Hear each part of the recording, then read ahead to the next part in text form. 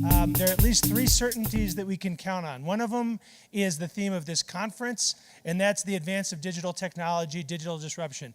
Very unlikely that we're going to see a sudden halting of the advance of digital technology. It has implications that have been far-reaching we've been talking about. The second one that we haven't talked about as much is demographics. So we live at a time where two things are happening simultaneously that have never happened before simultaneously in human civilization. One is population aging, that has happened, but the other is a trajectory towards population decline. That's a surprising thing to say on the African continent, because the African continent is the only continent in which we can reliably envision population will be growing for the next 30 or 40 years. But as I mentioned at our Gen convening, all of East Asia, all of North America, and all of Europe are already at below replacement rate fertility, which means absent immigration and population aging, all of East Asia, all of Europe, and all of North America would be in population decline. This is also true of large countries such as Brazil and Iran. Okay, that's a second certainty, and a combination of population aging and a trajectory towards population decline, which is, of course, due to a good thing, which is that as countries get richer, couples have fewer children, so this is not a bad thing at all, and population aging isn't a bad thing because we want to live longer.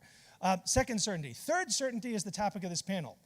They do interact, which is the reason I bring them up as three certainties. Urbanization. So we live in a world now where, I think we've all read this, we all know this, the majority of the people now, for the first time since 2014, live in cities. That's not going to change, since the trend towards urbanization has been going on now for 3,000 years, 8,000 years, depends really where you want to mark the first city. The first city of Uruk, what's often described as the first city of Uruk in Mesopotamia, had about 70,000 people. That's the same number of people as participate in the annual Burning Man Festival at Black Rock City, which is a city in the desert that's created for a week and dissolves. And so there's a sort of a natural scale of a city at that level of about 70,000 people. Now we have cities, obviously, with 20, 30 million people. None of this is going to change. The only thing worse than continued urbanization would be if we didn't have continued urbanization. So cities are an incredible invention. They allow for people to thrive, to create, to collaborate, and for efficient use of resources in a way that just simply wouldn't be possible if we didn't have cities. So we're on this panel to talk about cities, to talk about the interaction of entrepreneurship in cities. What we're going to do is we're going to have three presentations that will sort of tee the topic up for us. We're going to try to understand sort of what are future cities, why do we want them? And how do we think about measuring, very importantly, how do we think about measuring progress towards building the sort of thriving, sustainable city of the 21st century that we all sort of hope and aspire will be the global norm. So we're going to start with Victor Huang from the Kauffman Foundation. Very pleased to introduce Victor. You heard something about him at the plenary earlier today. Victor has been really on the grassroots level building programs for entrepreneurship and now is taking that work up not just to the scale of, say, Silicon Valley where we worked before, but to cities across the country and to countries across the world. So Victor, why don't you lead off, and then we'll move on to Jarmo.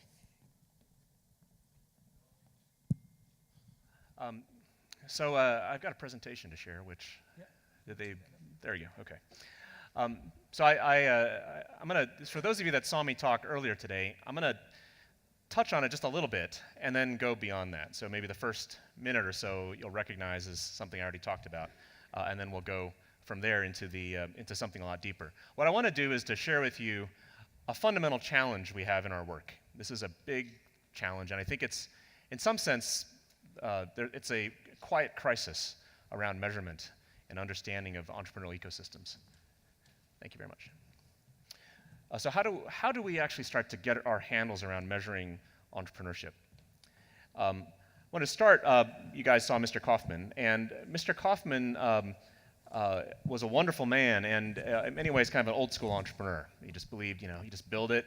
And so entrepreneurial education, entrepreneurial mentoring and assistance, these were things that he cared about very, very early, 20 plus years ago in the world. So a lot of what we think of as entrepreneurial education today, you can credit Mr. Kauffman and his legacy of having some profound role in shaping the development of that.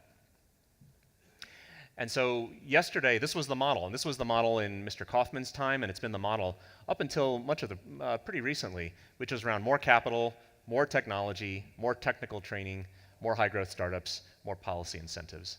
These were the ideas that this is how you could increase lots of entrepreneurial energy and activity by doing these things. Today we found that the world is different. So we've added on a number of other things we're looking at. It hasn't replaced everything in the past, but we're looking at it differently through a different lens. So now we look at more connectivity, more trust, more immersive learning, more diversity, and more community building. These are activities that are deeply now identified with the entrepreneurial process. But this raises this question of why. Why are we thinking like this? And I talked about this earlier today, but I'm going to start to go beyond what we talked about before.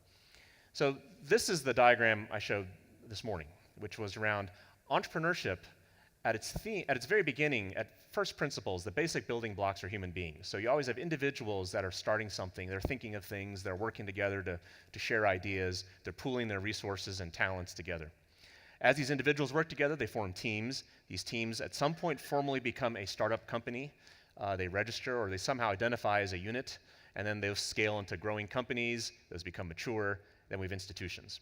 And as I mentioned before, one way of looking at this is to understand that the processes that happen in this vertical movement, they're very different at the beginning than they are at the end. At the very beginning, it's about people and human beings and how they come together to solve problems.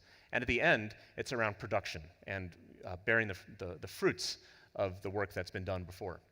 One way to think of this is like a tree. And a lot of the work we've done in entrepreneurial development so far has been building the tree from the base of the tree up to the top. When it starts to sprout, we add water and minerals and energy to that tree to make it grow faster. What's been missing is understanding the root structure. And so when we think of so many of the entrepreneurial development efforts that have happened over the years, billions of dollars have been spent on these, they focused on tree building. And then when we ran out of nutrients, when we stopped funding them, when we stopped subsidizing the activities, they collapsed and things went back to the way they were. Do you recognize that? This is much of entrepreneurial development for the last several decades.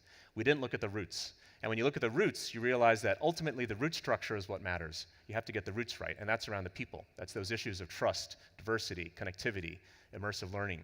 Those issues are what drive the long-term sustainability of entrepreneurial systems. So what does this mean now? So I'm going to move into a new area of discussion, which is this. I'm going to take the same diagram, you've seen that, but I'm going to start to shift the way we look at the problem. That is to break this down into discrete components where we can start to assess what are we measuring at each step of the way. So if you look at the perspectives we look at are very different in the entrepreneurial process. At the beginning, it's around culture. That is, what is the internal system of beliefs and patterns of attitudes towards the world around us. Those get manifested into interactions, that how we interact with people. Those turn into organizations, and those turn into systems. Those are different ways of looking at the world and different ways of understanding measurement, because we measure organizations today, we also measure economic systems. We don't measure the interactions and we don't measure the culture. Big gap in our understanding of entrepreneurship. What does this mean now? Well, it means that the disciplines of knowledge required to do this have not yet really come together. And so on the right side, I list out the disciplines that you would actually look at as a frame to understand what's happening at these different levels. So to understand culture, we have to understand biology, particularly human beings as biological creatures. Neuroscience, what happens in our brains. Psychology, how what happens in our brains get manifested into day-to-day interactions with people around us. The normative law. Normative law is around the patterns of behavior that we buy into as a society, right? You know, we all learn certain behaviors. When you go to a new place, you look to see what other people are doing, and you copy that behavior. If you go to Silicon Valley, you'll notice people start behaving in different ways, and you start to copy that behavior. So those normative behaviors are like an invisible social contract that drives the behavior of people across a community. Then we look at anthropology. How then do people take those ideas, those patterns of behavior, and start to shape artifacts, to create companies, to create products? Why do they do that? How do they do that? Design. How are they thinking about the interface between those products and an end user? Sociology. How does society take those artifacts we create? A company is an artifact. We create companies. How do companies manifest themselves as social structures within an entire community? And then we get up to the things that we're more familiar with. We're more familiar with business, with economics, with the formal law, governmental systems. And then you've got complexity, which is how does it all fit together as one big system. So you can see that we're good at understanding a lot of the knowledge that happens when the tree starts to grow up, but we're really bad at understanding the root structure and the soil that goes into the root structure. The knowledge of what causes entrepreneurship to happen and then how we measure that is largely missing.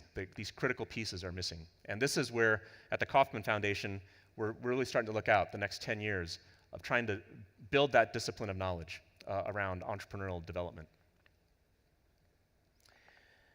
Another way to describe this is to put it into a graph format. So every good idea needs a graph, so here's a graph. And if you look at ideas as they move to scale, so ideas at some point turn into tangible things and then they scale up, right? Every great product or invention at some point was someone's idea and it had to grow. And you look at, if you plot that on one axis, and on the other axis you have Y, which is the value that's being generated. You see this curve, this S curve, which has been well documented for several decades now in business, which is the cost curve. As things scale up, cost goes down. Innovation drives costs down. This is S curve that's been known for a long time. It's been measured by people with MBAs, and they're smarter than I am at measuring this stuff. We also have the other side, which is the benefit curve, which is the value that's generated by new objects, new ideas as they become innovative products and services, increase in benefits. And these are S curves as well. So you get these two curves. One is reducing costs, the other is increasing benefit. At some point they cross. And here in this cross zone is actually really interesting, because this is where an idea starts to get born, where it starts to get traction from a customer, from users, it starts to draw revenue. It's that crossover point. It's very similar to the chasm. If you're familiar with the work by Jeffrey Moore around crossing the chasm, that's the chasm, where you go from, that's a really cool idea, to that's something that people are actually paying for. That middle point is interesting. But here's perhaps the most interesting piece about it, is the mindsets are very different on both sides of that crossover point. So on the left side of it, you have entrepreneurial mindset. This is people thinking, how do we take risk? How do we charge forward and build something that's never been built? On the other side, you have a production mindset. And you know this. This is the corporate world. This is people saying, how do we drive costs down? How do we, if we have to lay off staff to do it, I guess we have to do it. How do we drive up stock prices?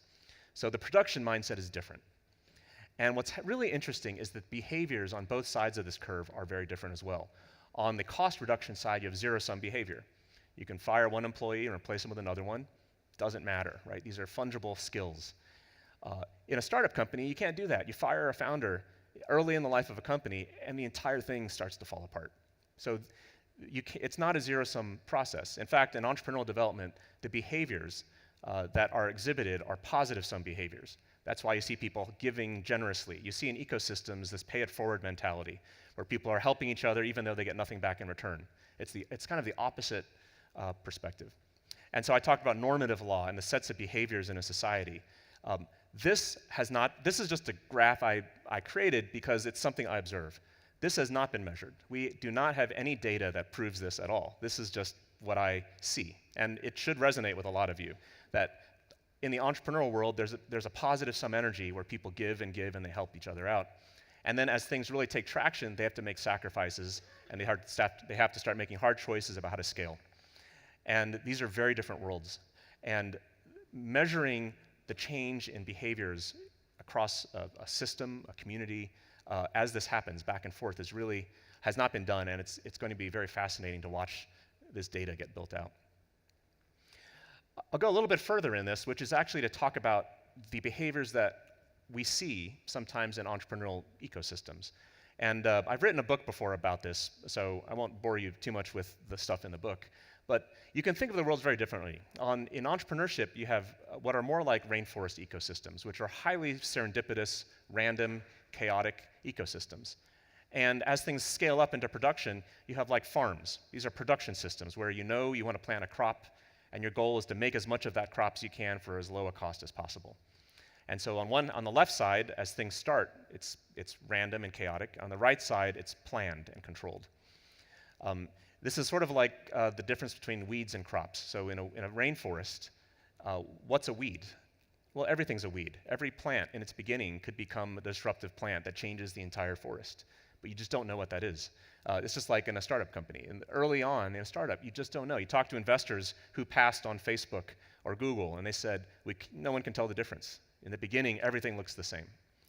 So how do weeds become crops is interesting, and what we find is that the behaviors and the patterns and the values that are exhibited on both sides of those equations are very different.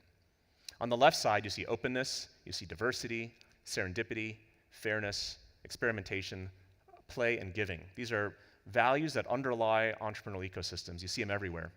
And you see a lot of this in Silicon Valley, these types of behaviors.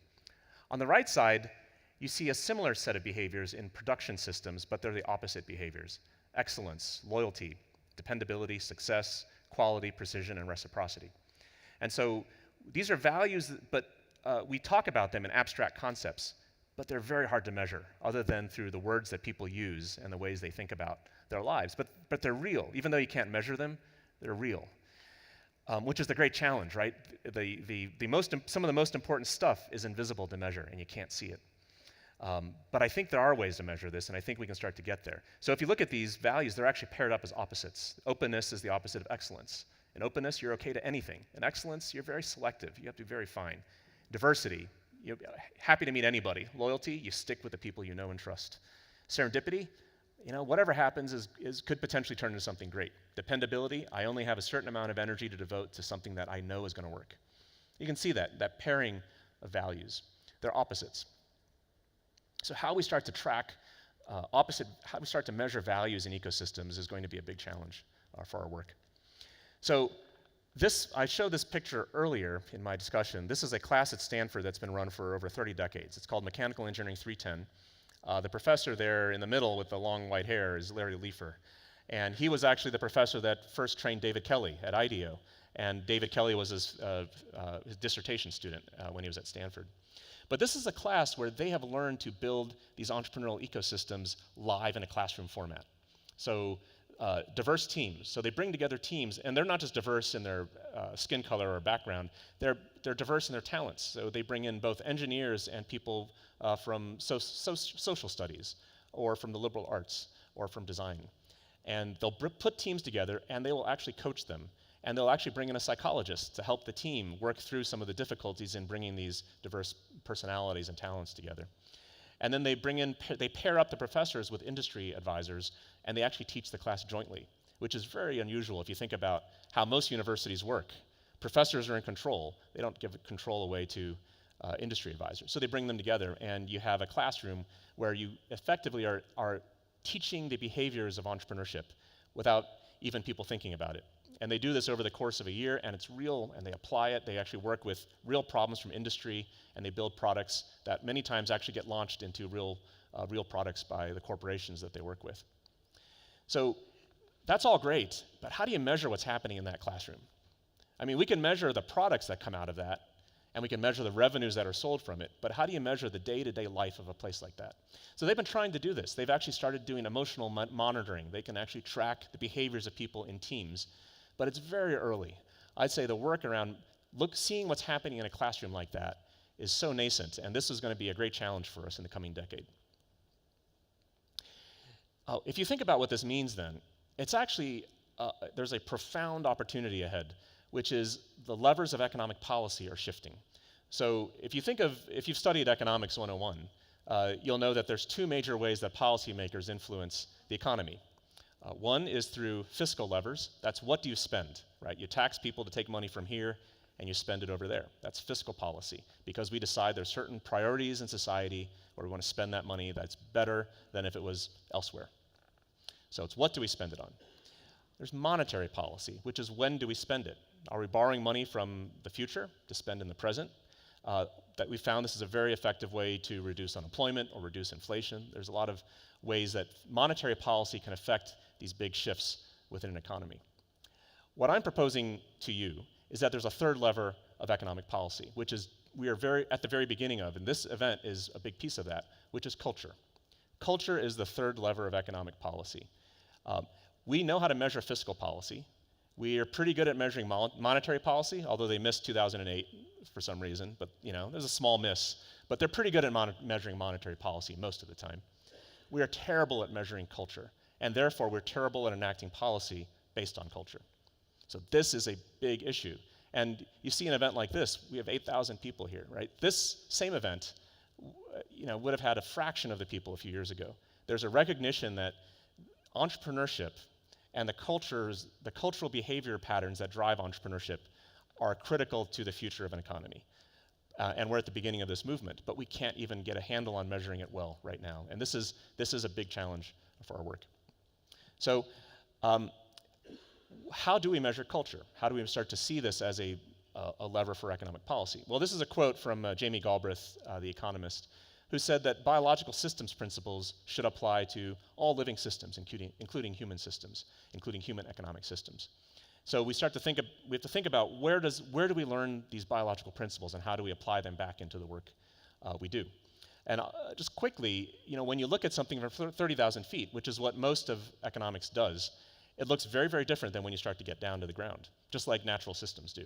When you get down to the ground of a redwood forest, you look up and it looks very different than when you're flying in an airplane.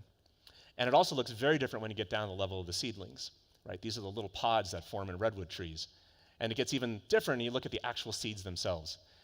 A redwood tree drops 1 billion of these seeds every 100 years. 1 billion of these seeds. Only one of them, on average, turns into a redwood tree. So those are like startup companies, but like even worse, right? They get tons of failures for one success. But this is how biological systems work. You have a very different view at the top than you do at the bottom. And entrepreneurship is the same.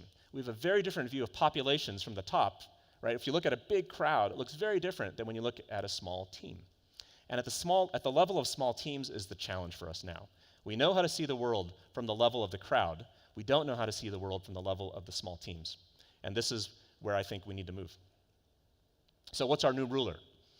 Well, this is the great opportunity of our time, is to build this new ruler, this new measurement process.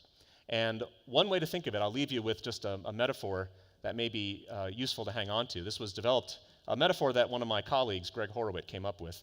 And he basically said, well, most of the time in business and entrepreneurship and economics, we measure things like the weight or the height of someone. That's like, they're important measurements. We obviously need to know what they are. But they don't measure the life of something. They measure the point in time. You could take a dead body and put it on a weight scale, and it still weighs something, right?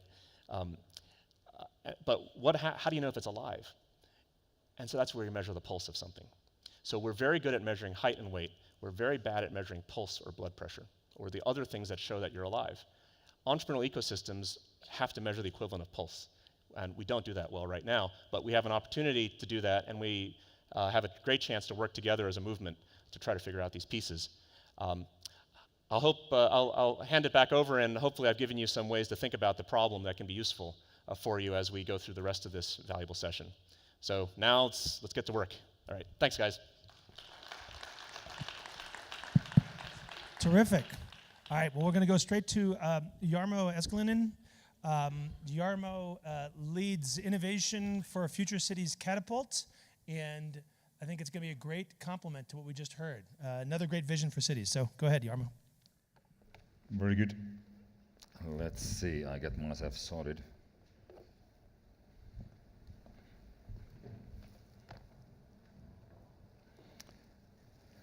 Right, so hi. I'm Jarmo from Helsinki, Finland, but actually nowadays, as it says here also, United Kingdom, so working in London for Future Cities Catapult.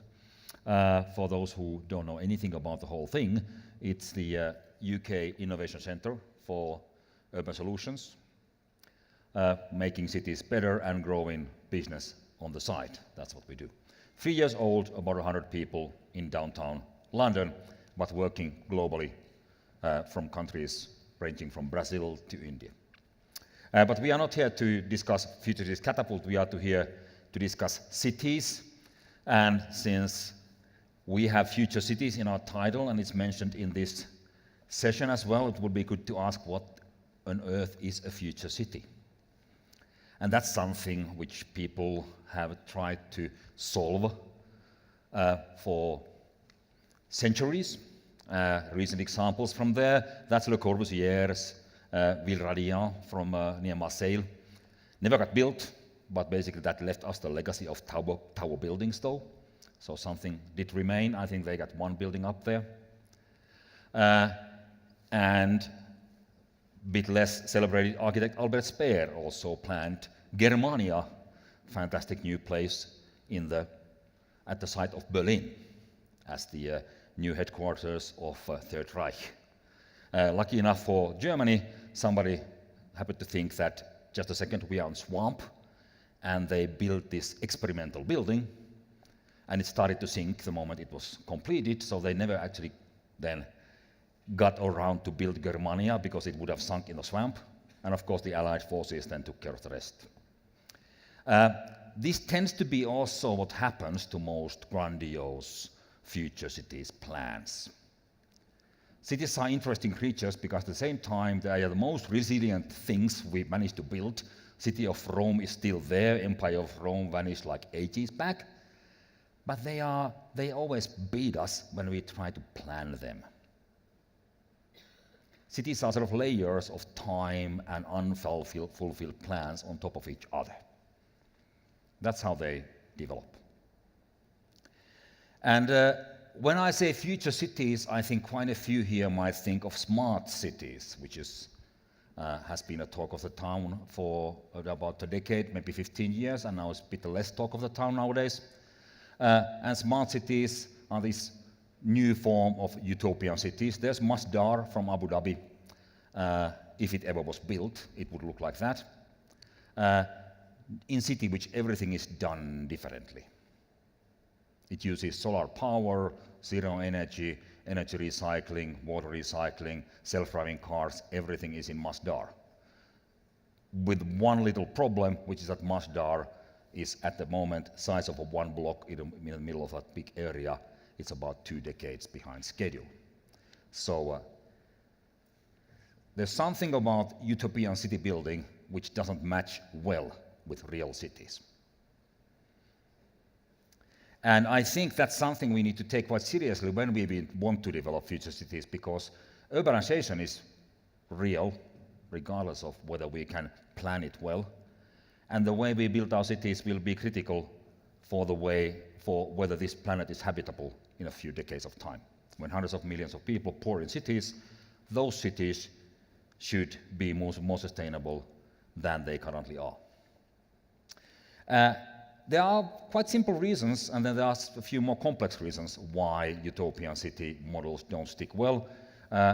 One, and quite fundamental, is that this is urbanization. That's Alexandria from quite close by here, Johannesburg. And the big majority of globalization, urbanization in the global scale happens because people just move in cities. Nobody plans those places. People just do it, move in cities, creating temporary but often very long-lasting new living environments. And you don't solve these with self-driving cars. The challenges these places have. The only ingredient they have is the people. You have to work with the people on the ground to make these places smart. And then the vast majority of global cities are cities which are already there.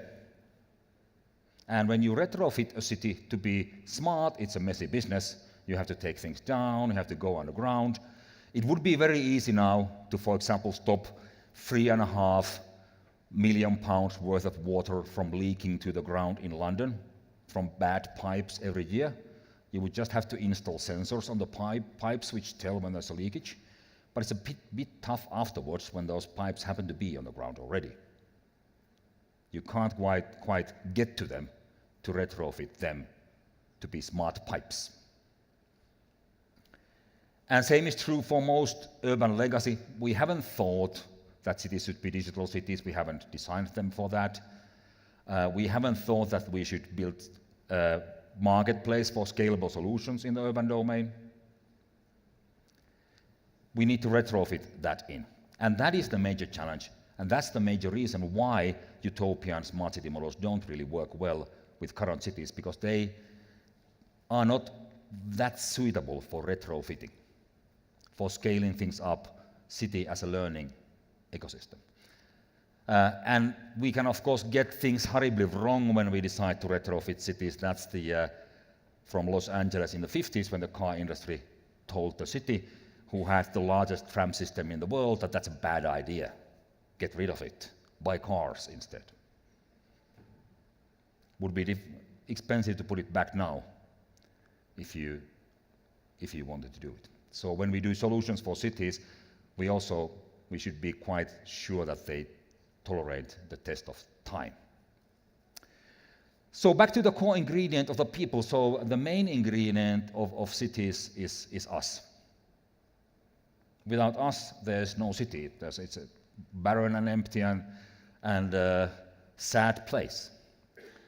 And we tend to make the mess of it. That's the challenge for building systems for real people. We thought that we can solve transport traffic problems by building wider roads, and instead we got worse rush hours because people vote with their feet, and if there's offering, then there's also demand. If there's more roads, let's buy more cars. But we are in an interesting point of time now because the way we use cities is changing. And that gives us an opportunity to work with the urban community to plan our cities to be future cities in a more collaborative way than before. Have you dared to use data while you are in Johannesburg? And if you have you searched for stuff of the city on your mobile phones? Who has? I have. Not too many, you'll be stuck in this conference center. But when you travel, the previous modus operandi was that you buy your guidebook and then you have outdated data of what's in the city. Now you go to a new city and you search for everything all the time. We have pop-up restaurants, we have pop-up shops, we have pop-up events. We gather together spontaneously for demonstrations, for doing things together, for neighborhood gatherings, for massive city-sized flea markets. All powered by digital, simple communication channels. If you can find it, you can promote it. And things are easy to find now. And you can turn this into business and solutions for cities. And we are at the nascent of this development. Here's an example from our project Organic City in London, which maps the tranquil spaces of the city using real users as the sensors. As part of their daily commute, they measure pollution and they measure noise, which seem to be connected, and they build the map of tranquil London, which you can go through and have a bit healthier commute than you normally would. And they provide the information source which otherwise would be basically impossible to get because you can't hire that many people to build that map. If you have used OpenStreetMaps in cities, it's a global resource of user-created maps, which is out there.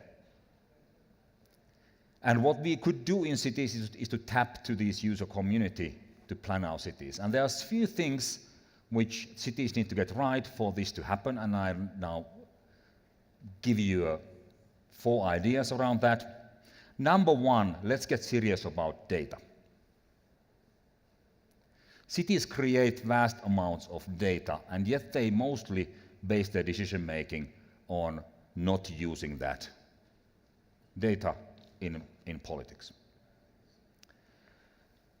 And that's because the smart agendas and city planning, smart agendas and policy don't really connect currently in our cities well enough. We should go from open data to data strategies where cities collaborate with companies to create data repositories. There are few places in the world where this is happening well. New York is maybe the leader. They base lots of their decision-making on actual measured data from sensors and from users and from different sources, together with the local universities. Here's an example from Belfast, where we've been worked with a smart city strategy, and that's a rates map. Belfast, I don't know if you are familiar with the horribly archaic UK property rate system, I won't go there, but anyway, it's a good source of income for the city. You can gather basically tax from the companies. Belfast collects 70% of possible tax. UK cities on average gather 95, and they lose millions of pounds every year.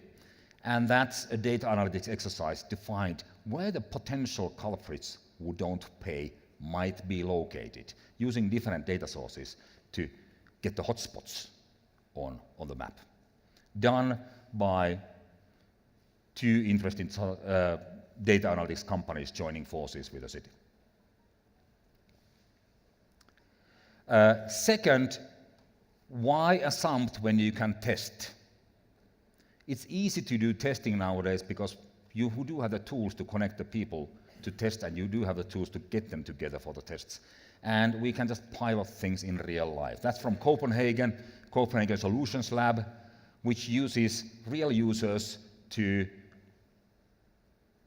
co-create urban solutions. I think this is a smart street lamp, which they are testing there. Before they do it in the city scale, they want to find out if it sucks. Makes sense, instead of spending money for expensive procurement. Third, that brings us to procurement, is how do we buy things? When you buy complex solutions, that's not toilet paper. Yet cities tend to buy solutions as if they were toilet paper. That's the Olympic Park Challenge from London, where we, together with the Borough and Intel, have opened a challenge competition for entrepreneurs to come up with new solutions to health and well-being solutions in the park, for those people who are not active sports people. And that is going to then inform the actual procurement. You have tested solutions from which you can then open up and define the challenge.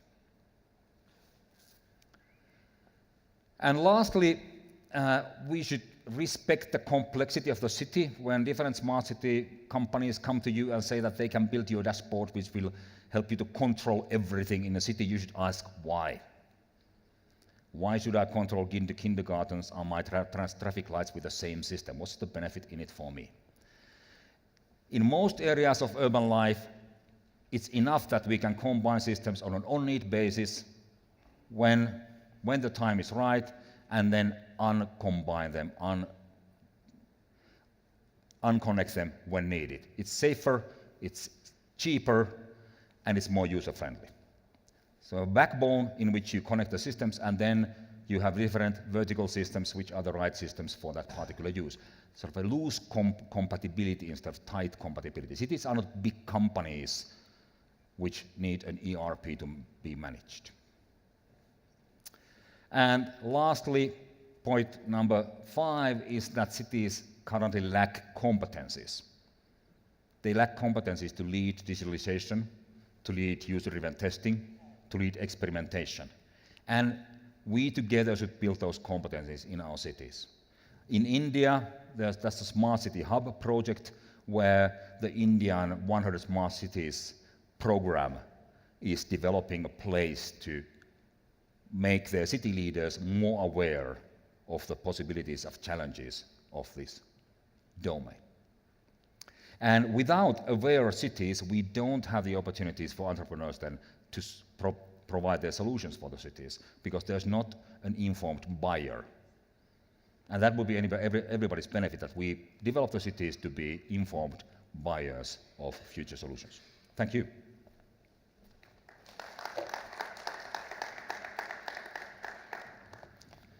And sorry, Philip, I took the 15.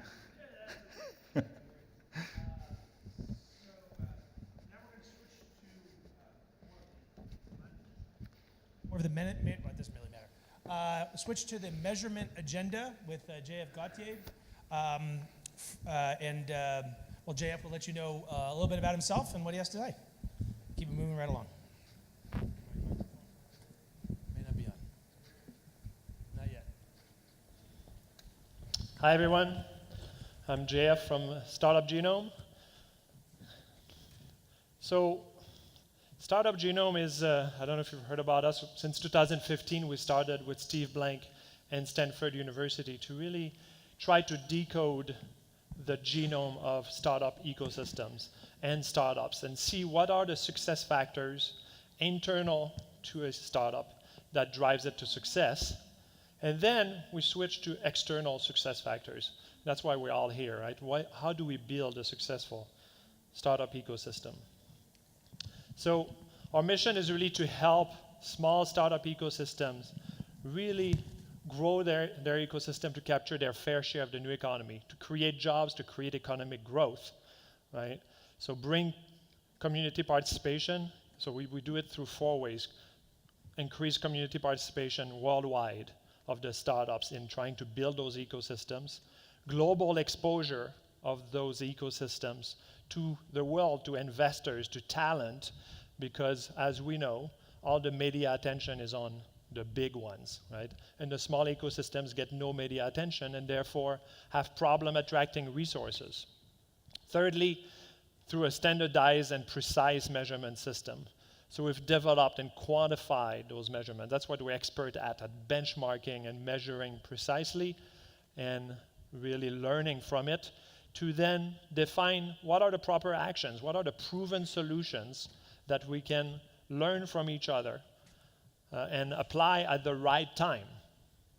So it's really about working together because there's so much work to do that if we don't work together, we cannot do it. And it's learning about what's happening, but learning about solutions that have been implemented and those that failed and those that have succeeded. So we have a big problem to solve together because right now, when I look at the concentration of exit value in the world, it's appalling, right? If I look at the top 10 startup ecosystem in the world create 85% of the exit value in the world. So 10 cities, 85%. This is incredible, right? Silicon Valley, you look at the bottoms, about 30-something%. The top 4 is 78% or so. Incredible. 4 cities, 78% of the value. And this is another way to look at it. This is by ecosystem. So you can see how there's a long tail, a big peak, that's Silicon Valley, and then London and New York, Shanghai, and then it goes way down. So as we're doing this, there were big challenges to solve on the assessment. The first thing is there's a lack of data on early stage startups. Government don't have data, right? And if you look at the funding databases, they're about the startups that have raised money. But what about these thousands of startups that have yet to raise money or raise money from friends and family, right? Or put money themselves? What do we know about them? Do we know that they have problems hiring people? We don't know what ambitions they have in terms of their products that they're trying to do, right? How connected are they within the city and globally? What's their level of knowledge? We had no data about this. So we had to create this data. There was no benchmarks because even if I measure one city very well, right? Some organizations say, okay, give us $100,000, $200,000, we'll measure your city. And then I tell you, 23% of the entrepreneurs in your city have connections with Silicon Valley entrepreneurs. And then you say, is that a lot? Is that more than elsewhere? I don't know. We're an early stage ecosystem. Should we be at 30 or should we be at 10? We don't know. So unless you have benchmarks, you don't really know how you're doing. So we did 56 cities across 28 countries and 10,000 founders with 24 sub-factors to be able to really create this data. The third one is, once you have this data, you need a performance model because all your variables, they might not be telling you anything. They might not matter, right? What impacts performance the most is what really you're looking after, right? And does it matter at the stage we're on, right? If I tell you there's no corporate involvement and you have 300 startups and nobody's ever exited, of course there's no corporate involvement. It does not matter yet. The fourth is the lack of how the ecosystem evolves. So once you have all of this data, it's not very useful unless I can get to action. And as you know, at different stages, you need to do different actions, right? What Silicon Valley cares about right now to really integrate the ecosystem well and optimize it is not what an ecosystem in Johannesburg needs to care about. So we need to assess the solutions at every stage differently, see their impact, and identify which ones work. So we created a global ranking And by the way, we're launching the report today, so if you go to startupgenome.com, you can access it. We're targeting about 500,000 readers worldwide. We had about 200,000 in the last time. We're co-publishing with Global Entrepreneurship Network, Global Reach, and that instrument is really an instrument of popularity, right? It's not about the top 20. The top 20 do not need our help, but it's very popular, and that allows us to then bring all of the partners that want to have exposure, all of the cities that want to have exposures, the founders who have no time to take a survey and give us data that now want to do it because this is a popular report and they want to be on the map. So that solves the data problem, a lot of data. And then Crunchbase and Dealroom and every city, they say, okay, do you want some data? We'll give you the data because it's important. We want to be rated well. So that's part of the solution as well. So we did 56 cities, 28 countries. That's the map. 300 partners worldwide. These are the accelerators, the incubators, the co-working spaces that help us reach their startups, because we don't know the startups directly, and they're not going to take our survey because we're Startup Genome. But when the leader of an accelerator that helped a founder say, hey, please do this, this is important, take 15 minutes, then it works. So we're, by the way, starting to add new cities. So on May 1st, we're starting the new survey, so if you're interested, please come talk to me. We'd love to have you. So then we talked about the right solution at the right time. That's where we start when we analyze an ecosystem, to say, where are you at? And we develop quantifiable measure to be able to tell you objectively where you're at. And the way ecosystems develop is that the size of the ecosystem grows, and later the resources, as you accumulate startup experience about how to do it. And it's not just about the founder learning about lean startup and other methodologies, but it's also about the engineers and the growth hacker and the advisors that has knowledge because he or she did an exit 5-10 years ago and helps you doing it, and the investor that's also experienced and helps you. So through this, right, you increase your performance through startup experience, and at the end, really, you start creating more and more exits. At the beginning, really the goal is more startups, because unless you have a lot of startups, resources don't come, right? Investors wait for interesting startups before they start saying, okay, I'll stop investing in real estate in my city, and then I'll invest in startups. Well, there needs to be a lot of interesting startups before a lot of those investors really decide to pay attention. So we do this big analysis. This is, the precise measurement we give you that helps you compare, right? We look at performance, funding, talent, resource attraction, market reach, which is your ability to go global and go to reach customers, global connectedness, which allows you, again, to go global, but also to bring knowledge in about what's the latest and greatest ideas in each segment of the tech sector. Startup experience, we talked about that. Corporate involvement, which comes later. And at the bottom is the founder ambition. This went backwards, sorry. The founder ambition and the team and strategy. We measure the internal success factors also to see how are people knowledgeable and how they're structured inside the ecosystem. So, as I said, at the beginning, right, you need to grow your output and the number of startups. And then, I don't have that slide, unfortunately, but then after that, the availability of experienced and talented engineers grows, and later, the capital starts flowing from investors inside the city who convert to becoming active tech investors, and also investors from outside. Capital can flow very rapidly once you have developed a sizable tech ecosystem. But the beginning is one of the challenges is you have resource leakages usually, especially if you're close to another city that has a thriving ecosystems. The engineers and the investor capital and the mentors, they go to where there's interesting startups. So this chart tells you at the beginning, right, several percent of your talent and your capital is flowing out of your country or your city. And as you grow your ecosystem and you demonstrate that you have interesting startups that are performing, then you start having a positive attraction from the outside. And that's where you want to go, obviously. And global connectedness is another factor that grows which is very important if you want to create really big plays, international plays, is to know, to be really inside the fabric of the global startup ecosystem, knowing what other entrepreneurs and startups do, so that you can develop something that's not already been done, right, and can be big.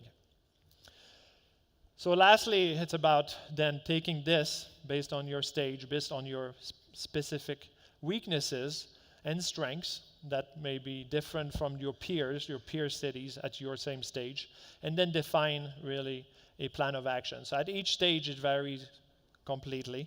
And the first stage is, of course, the foundational issues, which are building entrepreneurial spirit and English proficiency, education, culture, that we just talked about with the other speakers, and ease of doing business, adapted laws. That is very important. But from growing the community, which is really the core of your work, is really the entrepreneurs are the ones who will build this community. And it's about helping them really connect and get excited about being an entrepreneur, starting something and seeing big, and developing a sense of community, of them helping each other, right, and learning from each other and sharing their difficulties and their challenges, right? Also, seed funding is always a big problem at the beginning, right? Angel investors, they're a little bit paying it forward at the beginning, right? They're taking a risk in young entrepreneurs before there has been much success, and oftentimes you need to help them, right? And you need to create angel groups. If you can do also inject some money from the government into the system, that can help a lot. And later you move on to attracting global know-how and Series A funding, and finally global connectedness. So that's what we do, and we deliver together consensus around the issues. What are the big challenges of your ecosystems? We deliver a clear plan of action with focus on the priorities that are targeted for your issues. And then we build momentum for action, really bringing the startup community through reports and to analysis with the local leaders and the government to all focus on the right thing at the right time. Thank you.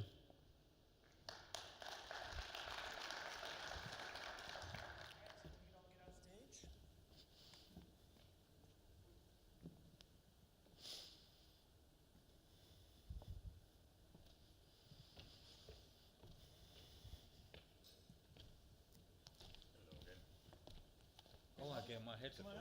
I have to grab one hand mic. I forgot to I think he has a mic for that. All right, so I was grabbing a quote from Alfred Marshall. How many people here know of Alfred Marshall? So actually, Alfred Marshall was among a handful of people about a century ago that was the architect of neoclassical economics, this economics that's taught in universities around the world. Economics we tend to think about as being really focused on a sort of mechanistic analogy, a lot of calculus and optimization. But at its very origin, Alfred Marshall, again, who was a principal in developing that theory, said the mecca of the economist lies in economic biology rather than in economic dynamics.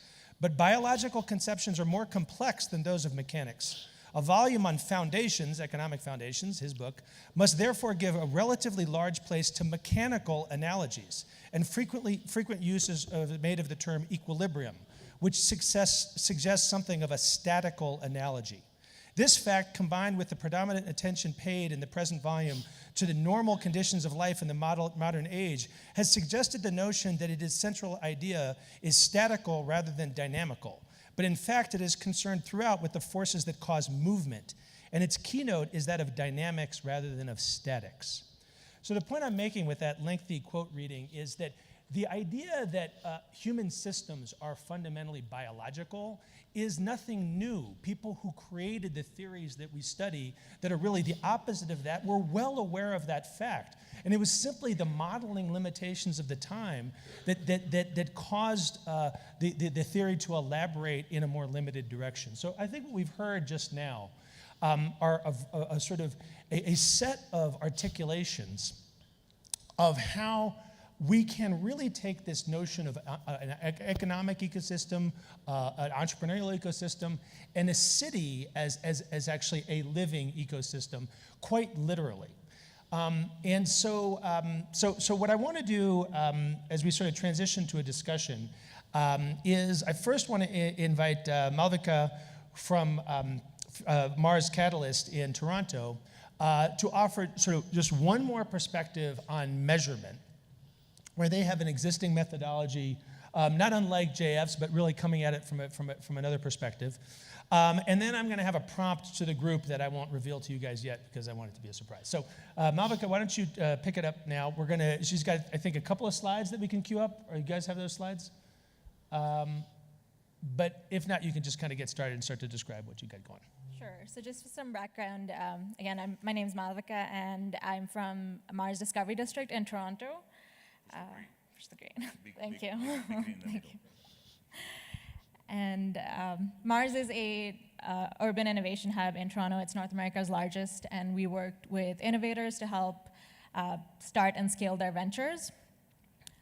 Mars Data Catalyst, specifically where I work, it's working more, not directly with ventures, but more on the systems side, helping address barriers in the systems to help open up these markets for the ventures that we work with. And part of the work that we do is also research on entrepreneurship and how we can track and measure what we call the innovation economy in Ontario.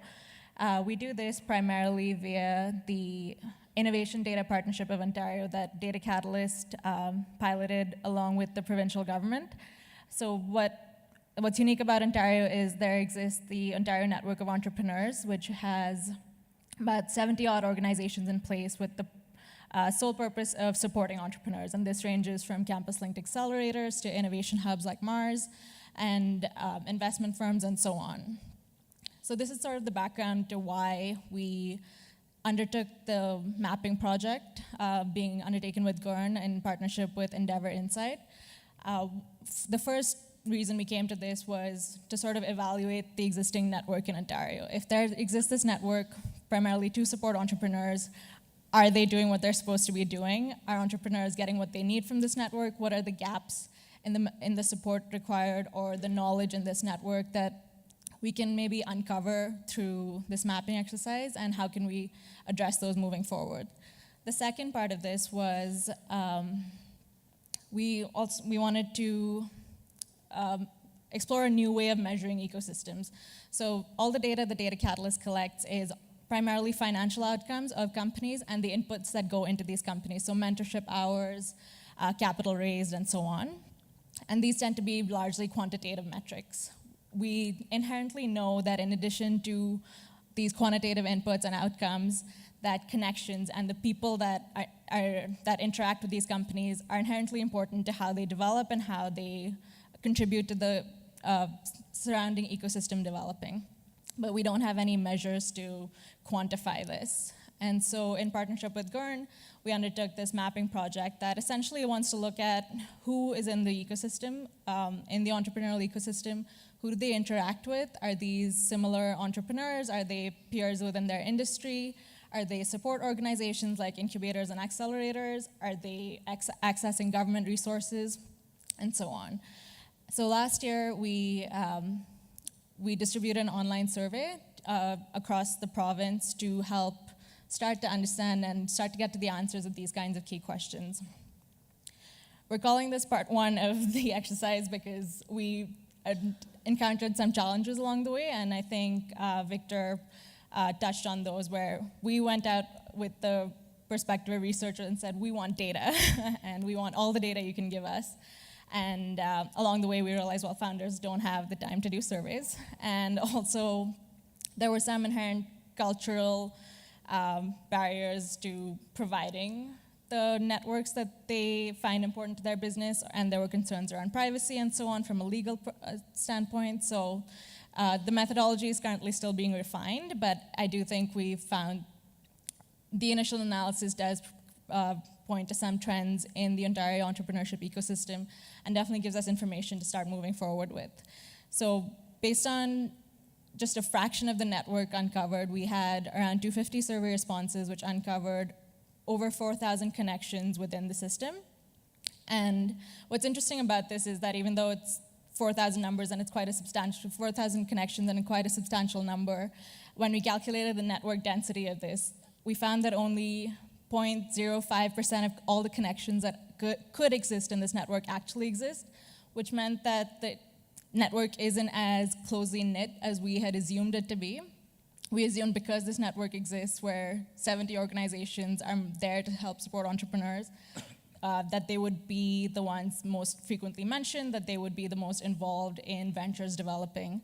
What we found was not that case at all. We found, for example, that entrepreneurs are often reaching out to mentors in different countries even to help them advance in Ontario, which was one of the interesting perspectives that we found.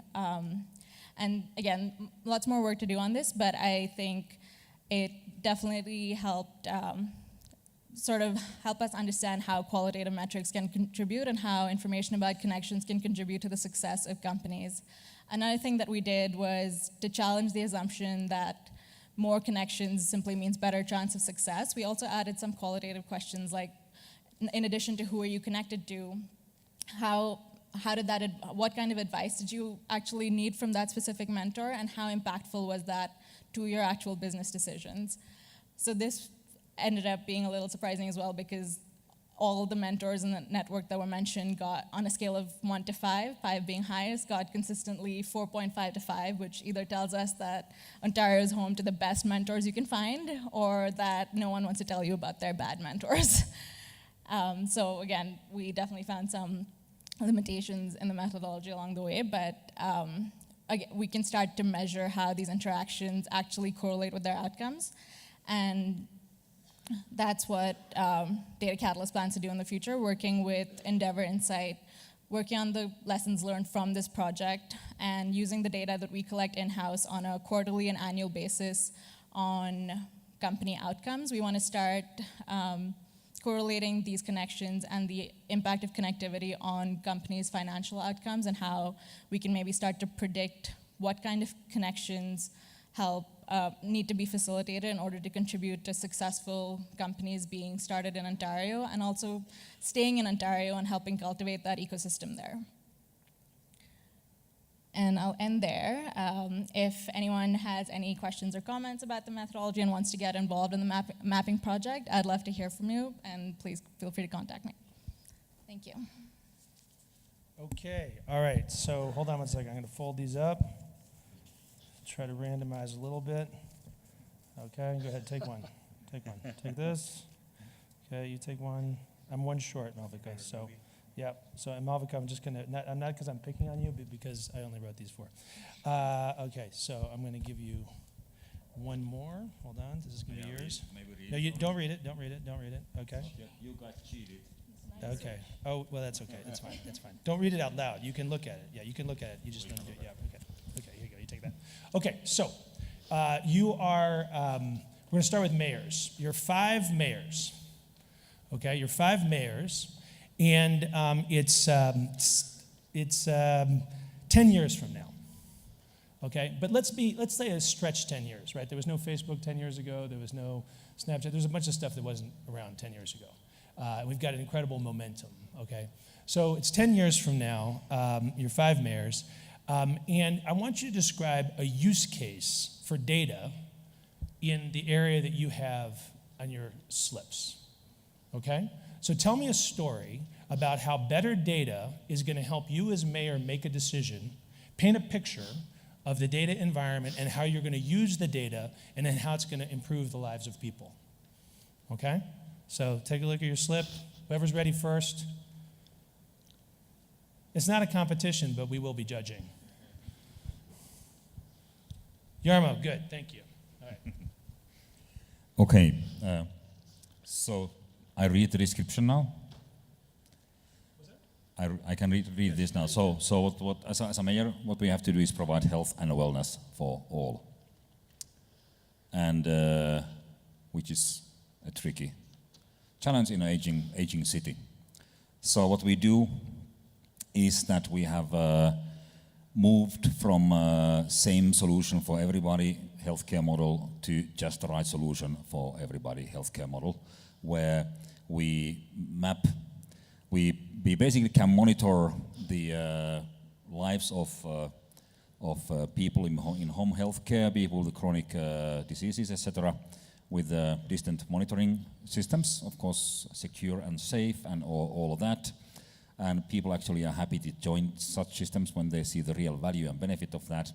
And then we have built the platform solution for delivering healthcare, which it's like, how could we put it, let's say Uber for healthcare, which makes it possible to tailor-make the care solution for each customer.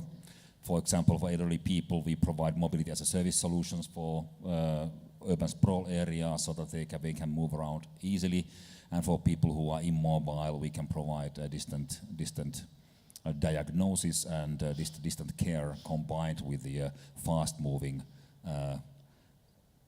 nurses on motorcycles. Love it. Okay. All right. Nurses on motorcycles. So we've got this sort of resilient, flexible system, data-intensive, peer-to-peer healthcare system, much different than our kind of capital-intensive model now. Okay, who's next? Jeff. Okay, go.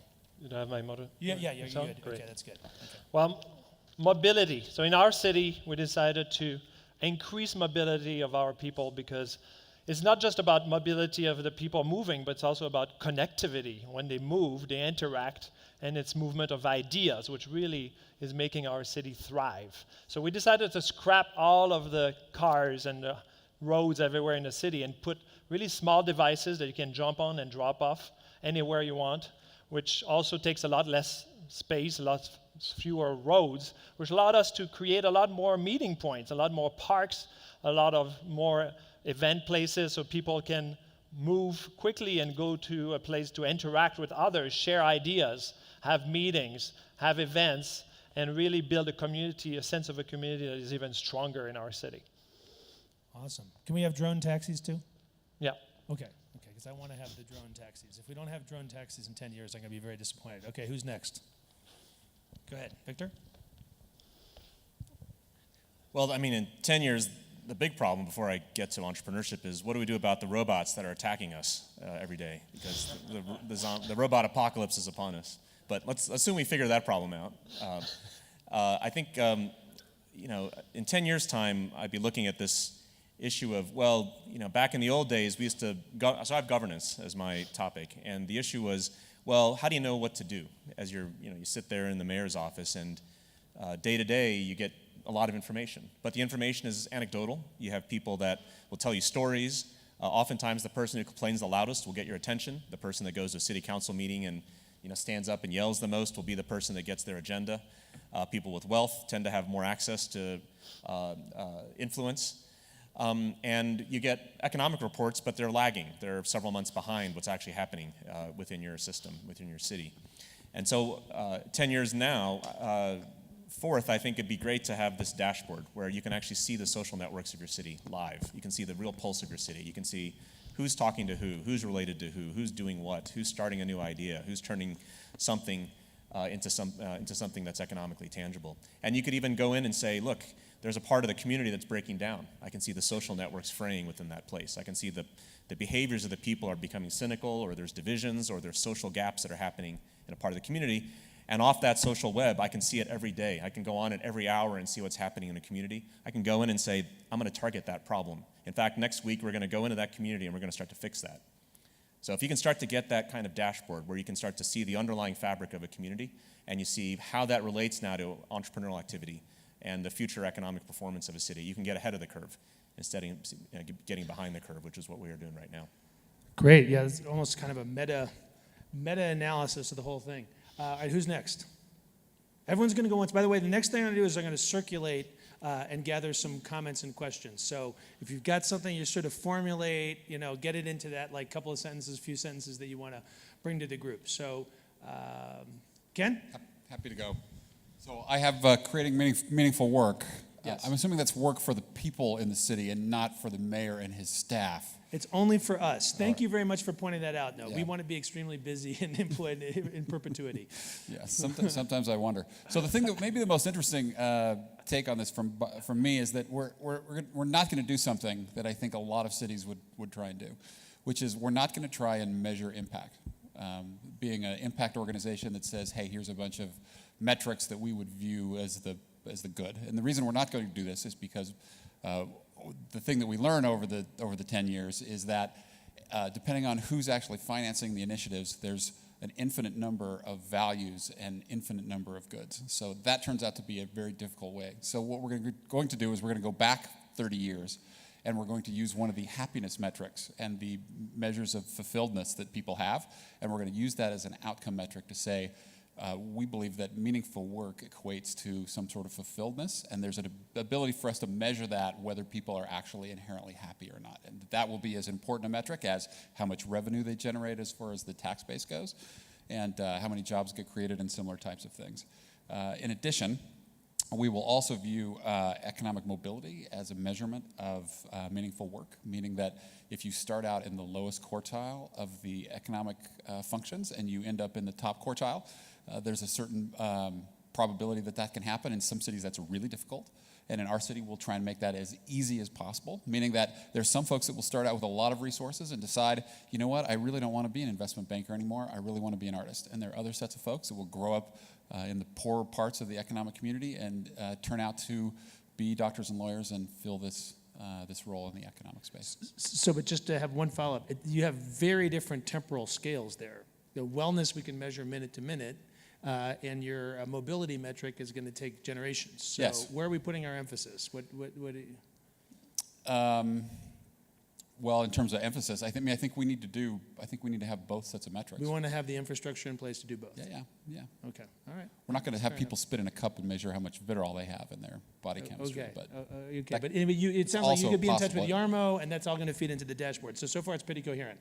Okay, Malvika? There you go.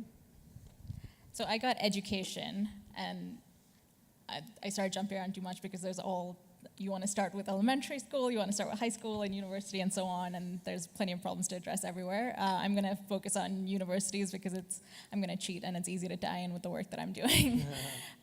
Because through the mapping project, we found that universities actually play a really influential role in ecosystem development, in entrepreneurial ecosystem development.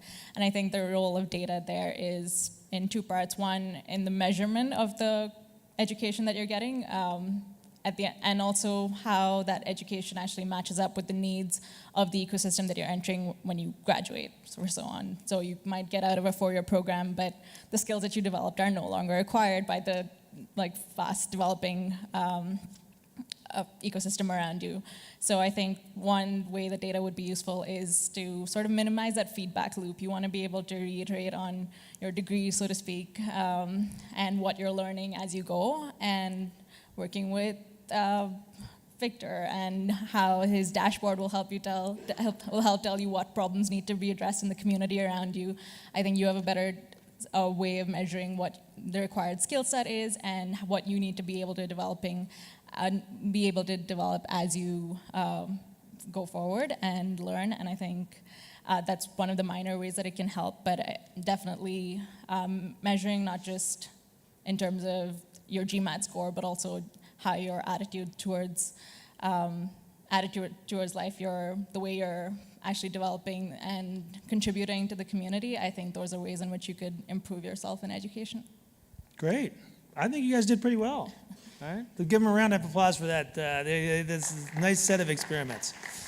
Okay, guys, comments, questions, observations. What I'm going to do is just collect like 5 or 6, and then we're going to have a discussion up here. We're not going to just go back and forth after every question. If there are 5 or 6, somebody must have. You guys hung out here all this time. You're very motivated. Questions about measurement in cities or anything you've heard? I'm just going to stand here. Oh, there we go. Yeah, because I was literally not going to go back up on stage till I heard at least one. Thanks. JF, actually, I was wondering the interest of cities towards ecosystem development and the progress, since you have been working with several cities, 50-something cities for a couple of years now, and do you see that the policies are changing, strategies, activities are changing, and does it reflect to any is it moving forward, or is it too early to? And did you mean specifically in response to the data that they've gathered, or just in response? Okay. Is it on? Okay. Yeah. Yeah.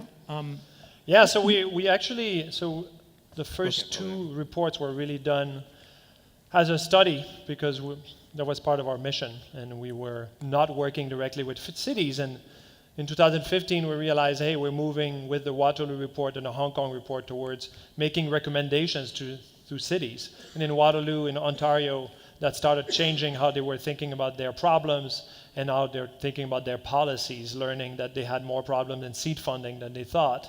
And in Hong Kong, learning that they had problems of global connectivity, global know-how, and amplifying their co-op programs and internship programs all over the world to send their people out so they could bring back know-how, and also change their matching funds program to match against the seed gap that they had. So this is what we saw in 2015. So now we decided let's work directly with economic development agencies that are part of or funded by the federal government or the city governments, so that they're in, right? They pay for the measurements, they care, and now when we turn to solutions, we have their attention.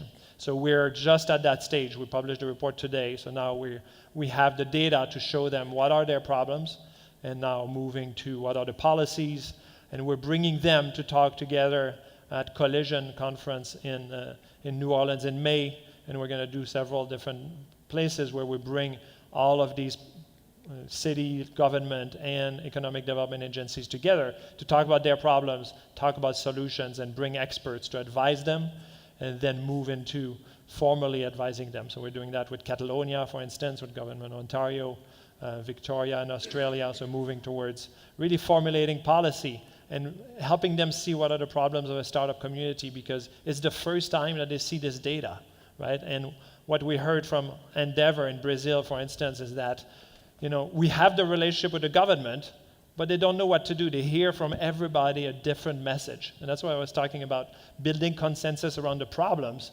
because the early stage investor, right, in Hong Kong was telling me, the big problem is Series A.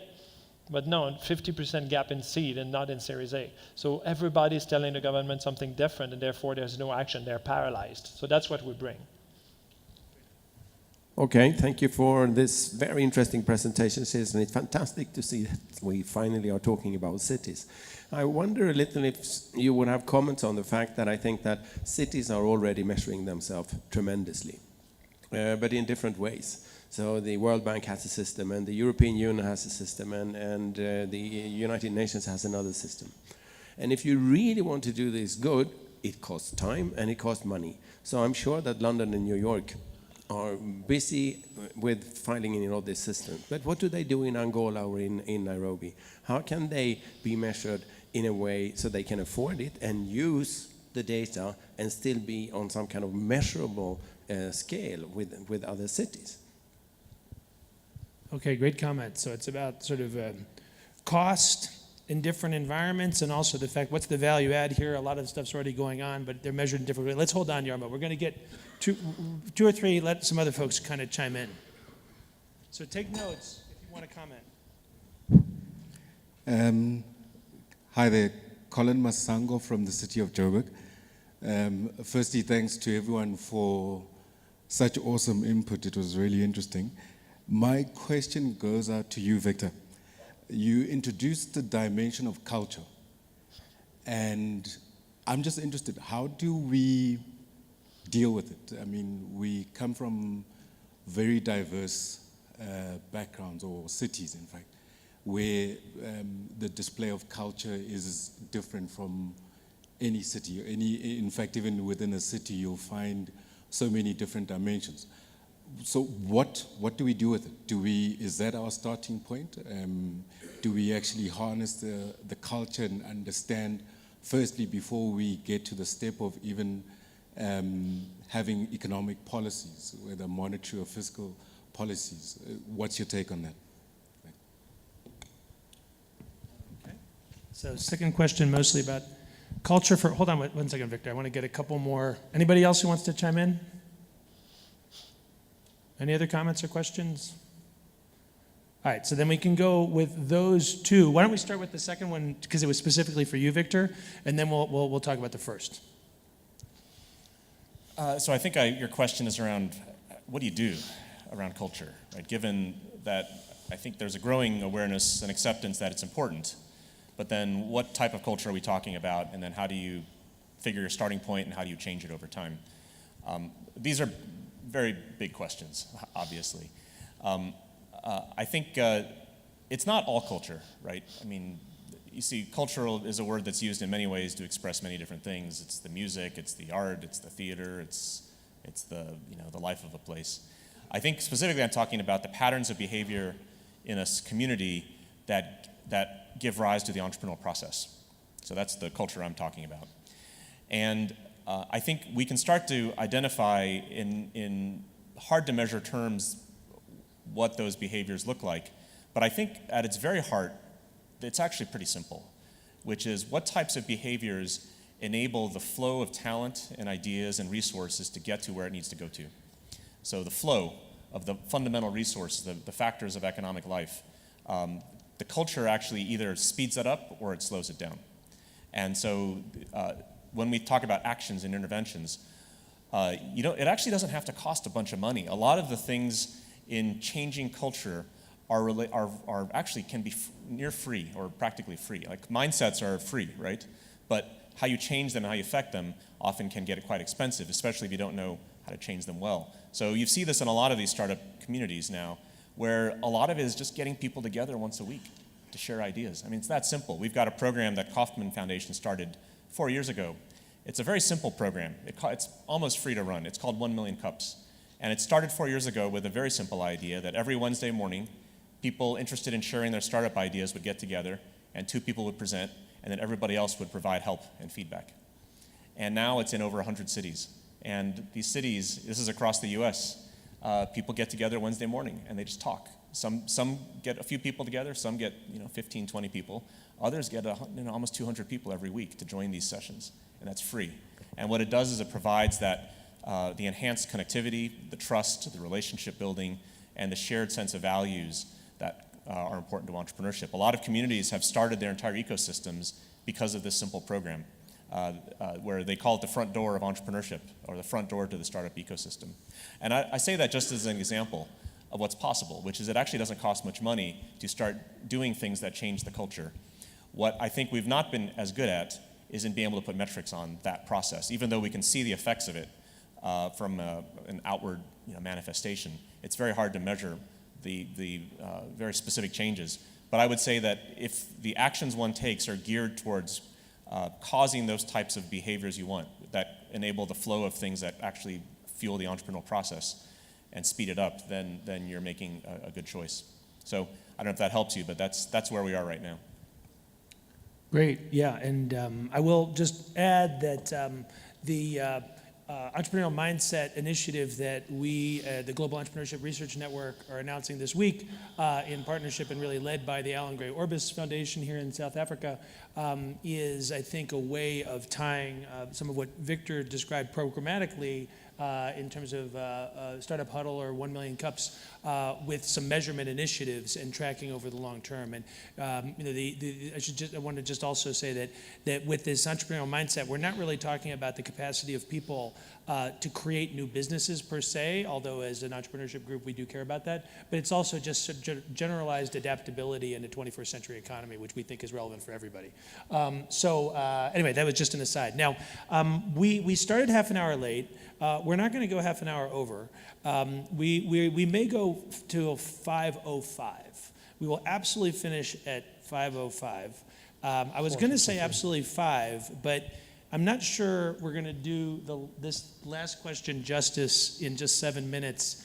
And also there may be one final comment, but I can promise you we will be closed out at 5:05. Now, I want to kind of recap it a little bit, and if I got it wrong, I'll run down there and give you the mic again. But it sort of seemed to me 2 parts. First of all, there's a lot of measurement going on, but different cities are doing different things. None of this is costless. And so how does this discussion up here and this visioning exercise about 10 years out, which I thought was interesting, but is it overly ambitious for Nairobi or even a city like Joburg, which is fairly far along? But are we being over? And how does it become relevant to everybody? So go ahead. Now I'm going to let you talk. It's not something which can be exhausted in 5 minutes, but I think I would approach. I recognize the challenge. And measurement in itself, of course, does nothing unless city acts on it, no matter how rich a city is. So that's never creates anything in itself. It has to turn into policy and actions. And I think there are good examples in which you can combine, let's say, data collection and engagement. I would pick as examples the participatory budgeting exercises, which are quite commonplace, especially Latin America uses that approach quite a bit. Brazil has been one of the front runners, where you crowdsourced part of the city budget to the local community. And then there's a democratic process for them to decide how that's being spent. Portugal is now going to take it into use countrywide.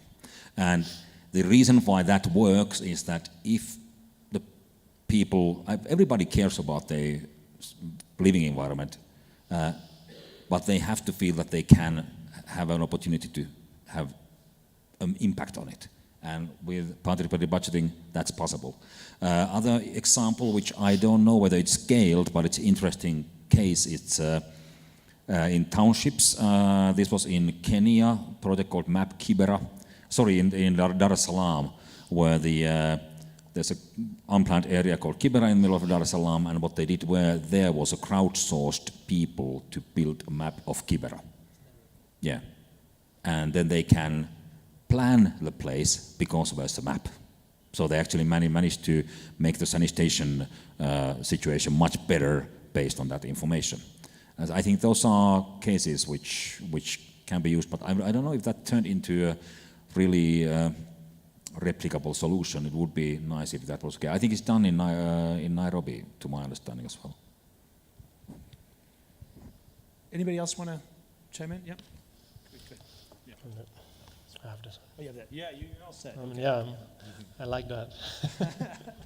Well, what you were saying, I think, is that if it's too expensive, the city cannot do it. It has to be affordable, and it has to provide that standardized information that is richer than just knowing more about their city.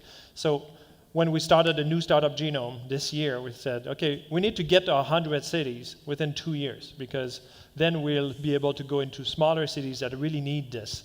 And if we're going to go to 100 cities in 2 years, it has to be cheap.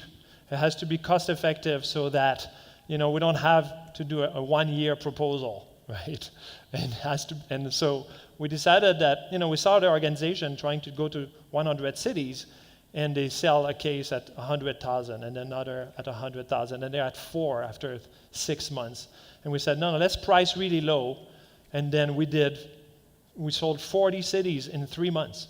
Right, so now we're at $45,000, and that's a price and we said, build a consortium. Tell us who else might pitch in, and we go to the economic development agencies that can write a check really quickly, not the government.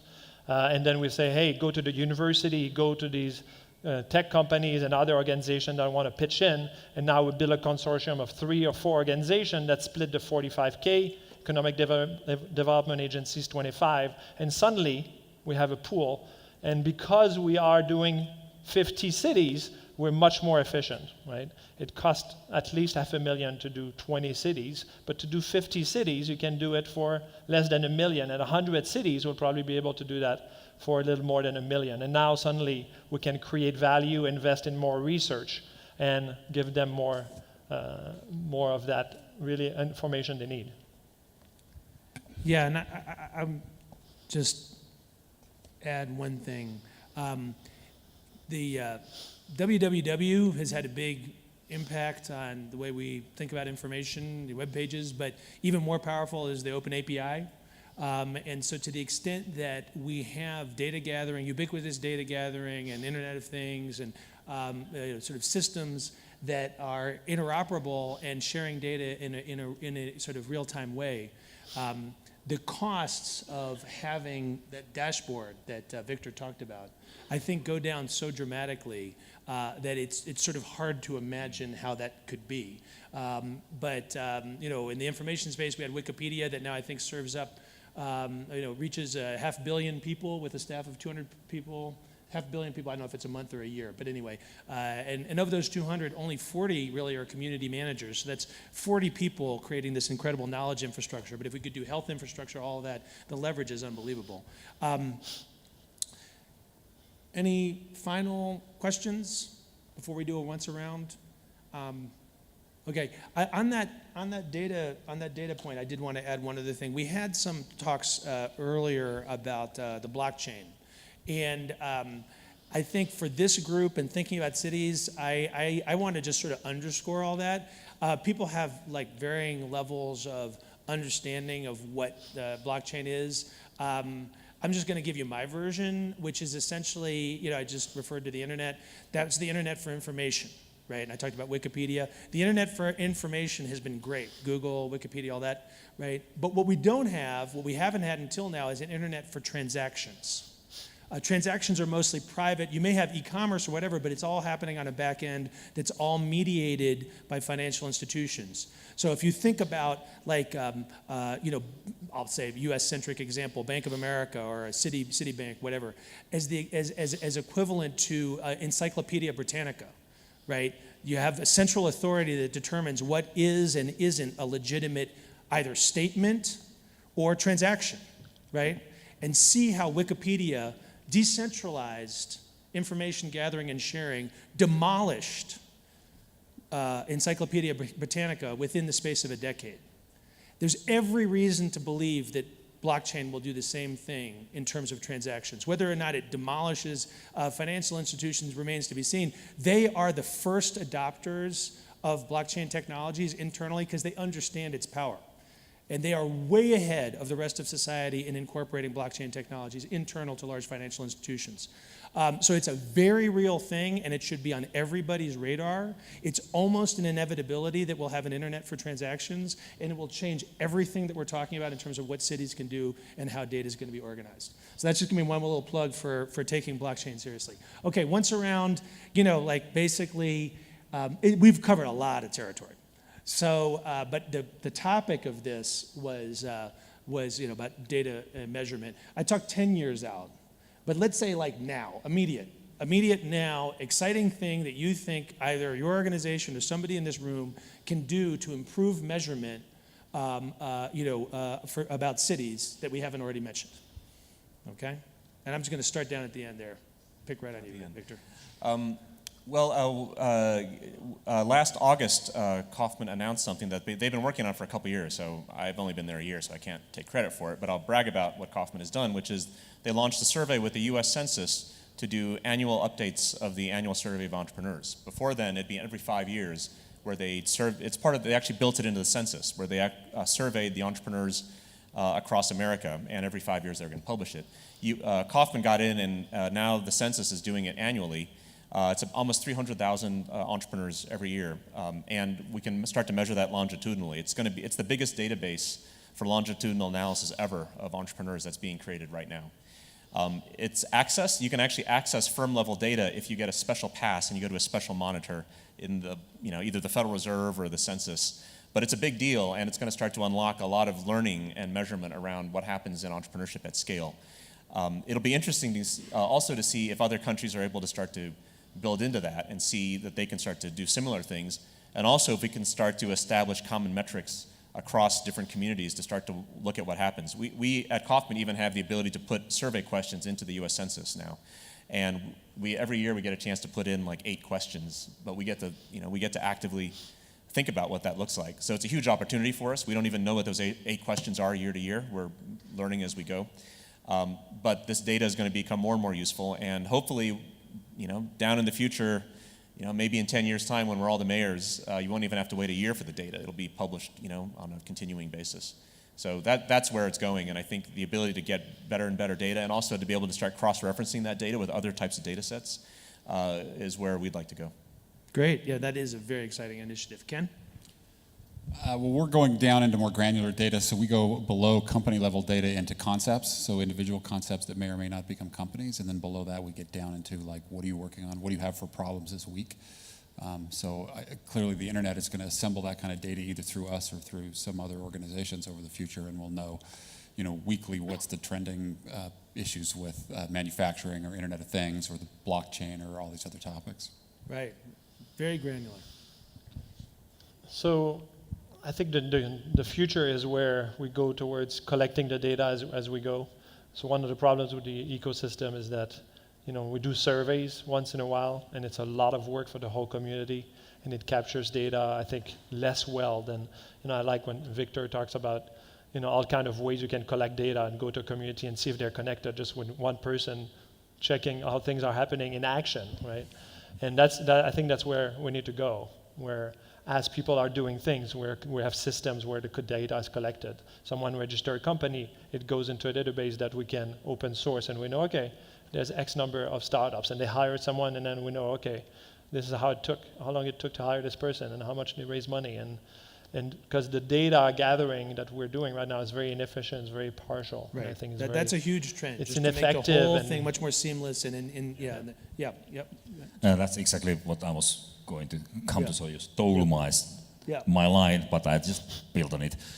We are now in the transition point where the sort of a disjointed, different-looking data silos of cities and other actors are globally being harmonized as a sort of a joint crowdsourced process in which developers and the data owners see the value of interoperable data. Yeah. And it's an impossible task if somebody tried to do it centrally. Nobody could. But if everybody takes care of their own piece, we can build an interoperable landscape of data. And we are getting there. Census Bureau is building what they call City SDK, which actually linked to a project in which I worked with about 5 years back, which is a service development kit for a city. Basically, providing cities with a toolkit that, follow this and your data is interoperable with your neighboring city. And that is the thing which is spreading in our global cities, and that's fantastic. Yeah. Tim O'Reilly of O'Reilly Media has a great mantra. It's small pieces loosely joined. Yeah. It sounds like what you're talking about. Small pieces loosely joined. Anyway, Malvika? So one of the things I'm excited about at Data Catalyst is that over the years through the data partnership, we've developed a comprehensive data set of longitudinal data on companies. So quarter over quarter, what stage are they at, how are they progressing, and how the inputs and outcomes changed. A few years ago, that wasn't as useful because it was still a data point in one point in time, and it was more useful looking back at it. But now we're looking to use that data along with third-party data sources and initiatives like GERN to start to be more predictive about how our companies are interacting with each other and what to expect in Ontario's entrepreneurship ecosystem, with the aim to influence innovation policies in Ontario in a more timely manner, so that when the policies are actually in place, that they have worked with the right kind of data and they're working with the right kind of trends in mind. Great. Okay, well, before we give these guys a closing hand, I have one. This is a shorter quote. You're going to like this quote. It's another Alfred Marshall quote. So since I brought up Marshall, I have to share this quote with you too. And it's about entrepreneurship and global development. It was written in roughly 1910, 1911. And it's Marshall writing to his friend. So you have to remember, a score means a dozen. All use of a score is a dozen. And it also refers to Tatas, right? And he means like the Tata Group, right? The company in India, the Tata Group, which at that point, it's 20? 4 scores. Oh, a dozen is 12. Yeah, see, it's late in the end. Thank you. Thank you for correcting me. This has all been videotaped, so I don't even know what a score is. We have 4 score and 7 years ago. Okay. Moving on. So a score is 20. So Alfred Marshall writes to his friend, a score of Tatas might do more for India than any government, British or indigenous, can accomplish. Right, so Alfred Marshall was also a believer in entrepreneurs and entrepreneurship and the initiative of the private sector in solving major challenges. I just love that quote, sorry. Okay, so now let's thank the panel, give them a round of applause. Although if I hadn't read it, I wouldn't have had that embarrassing score moment. So, all right, thank you guys, we're done. Thank you. Thank you.